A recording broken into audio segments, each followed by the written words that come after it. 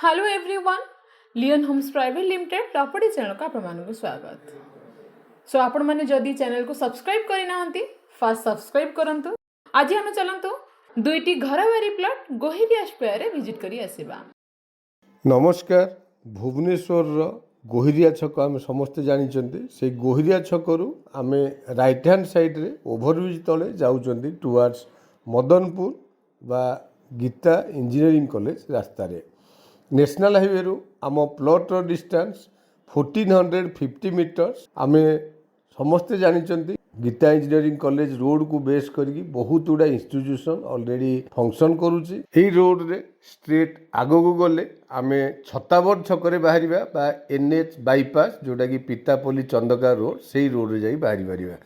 Anyway national highway रु only 500 metres आसिला परे आमे लेफ्ट को टर्न करूचंती इन्फोसिटी 2 बा बागची हॉस्पिटल रोड रे।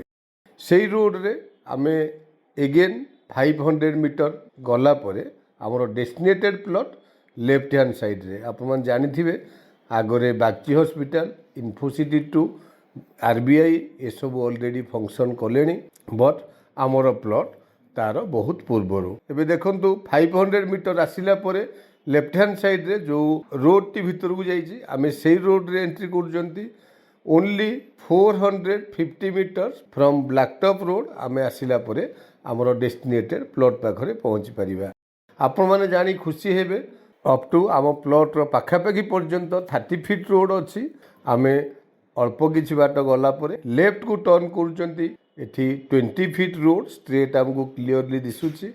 20 फीट रोड रो राइट हैंड साइड रे आमर डेस्टिनेटेड प्लॉट एठी लागी लागी दीटी plot available. Each plot 2000 square feet रो एरिया। दीटी जाक प्लॉट रो फ्रंटेज भी बहुत भल एंड प्लॉट गुड़िक डिमार्केशन भी हो सारी।